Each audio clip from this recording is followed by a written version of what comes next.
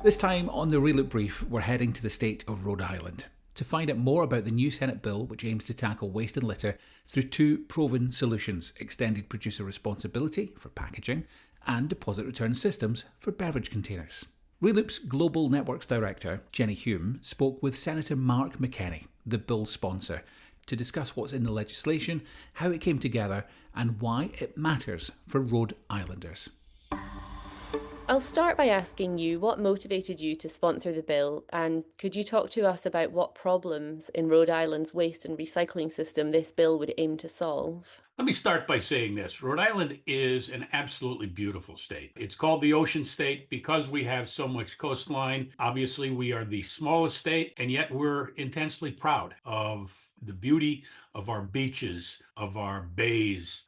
Narragansett Bay is our largest natural resource, greatest feature, if you will, of geography here. It's a beautiful, beautiful bay. I've worked with a wonderful nonprofit organization we have here in Rhode Island. It's called Save the Bay. And Save the Bay has advocated and worked hard for years to try and make sure that we clean up our waterways and specifically the bay.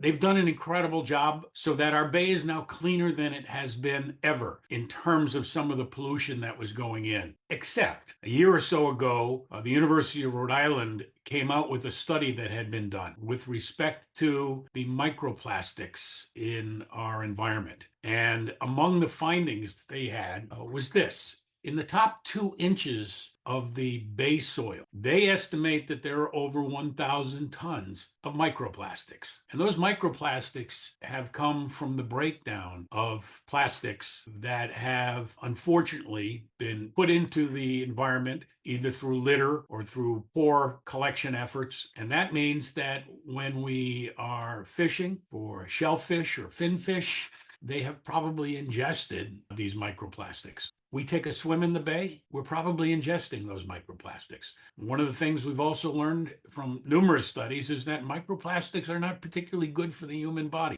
Right, and I can imagine that's not good news for local communities. So I'm wondering if you could tell us about how you connected that discovery to the goals of your Senate bill.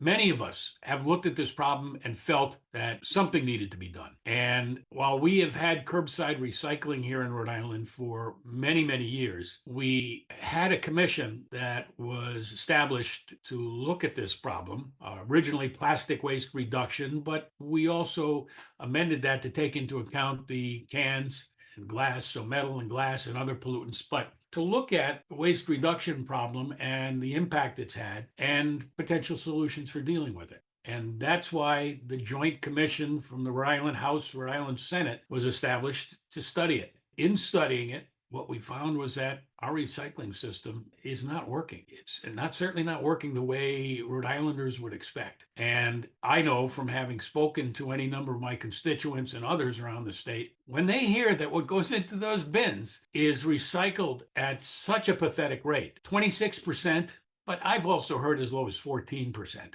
The point is, even at 26%, it's dismal.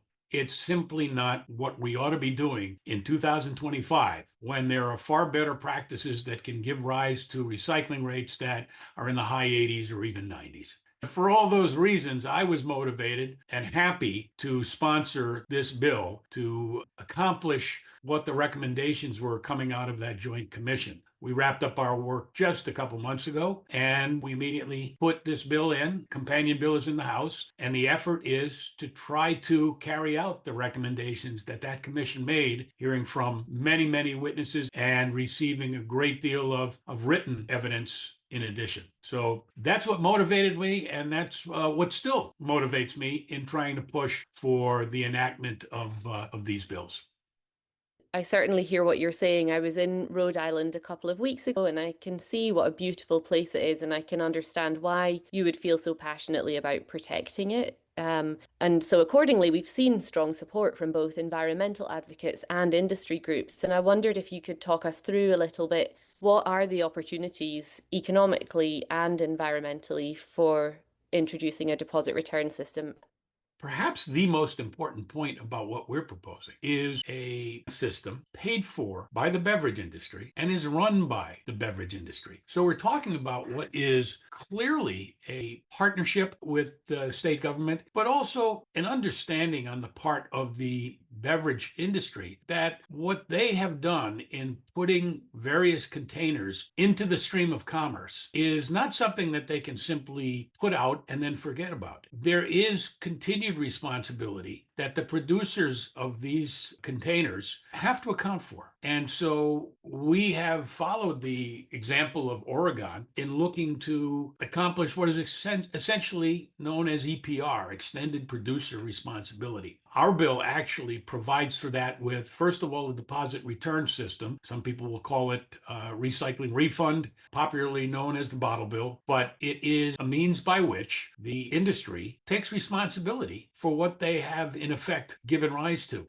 They know that once these containers are used, so many of them end up in places they shouldn't be. The good part about this, in terms of the economics, is that this is not coming out of our state budget. And that, for us in Rhode Island, where we had an influx of federal money for a time, but that's all gone, is wonderful news. But because of the fact that this will be run by the producers and paid for by the producers, we are expecting that this will be a top-notch organization. That's what we've seen elsewhere. And the biggest reason for that, Jenny, is very simple. These materials have surprising value. We heard from people who came into that commission who said to us, we need this material back and we're not getting it. And so there is a market for this material. And so with that in mind, we understand why there's an incentive for the industry to be taking this over and running it. This is not your grandfather's bottle bill. This is not a bottle bill that you might recall or recognize from visiting nearby states. But in many of those states, when people don't return their bottles and cans, those deposits that were placed on those go unclaimed. We've looked around at the various places that have bottle bills, and it's clear that a nickel doesn't do it. For whatever reason, a dime does. And so when it's a dime deposit, there is an incentive that is felt enough that people will usually reclaim and get their deposit back.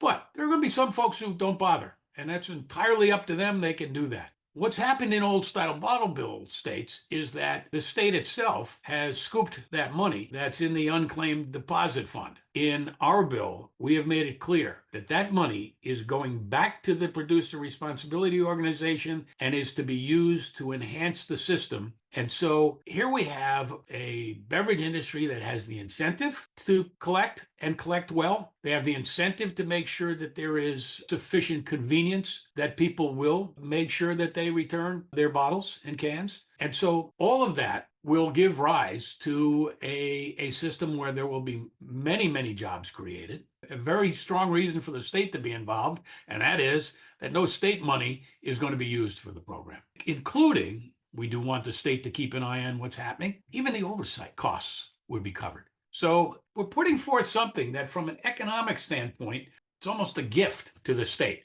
And it certainly is in terms of the fact that it will be giving rise to jobs. And let me just add one further point while I'm on the economics. Tourism. Tourism in Rhode Island is an incredibly important part of our state's economy. Because we have this natural beauty, we have people who come to our South Shore beaches, who come to the city of Providence. If they see trash along the roadways, rubbish in our streams and waterways, tourists who we're inviting to our beautiful state are far less likely to return if that's what they encounter.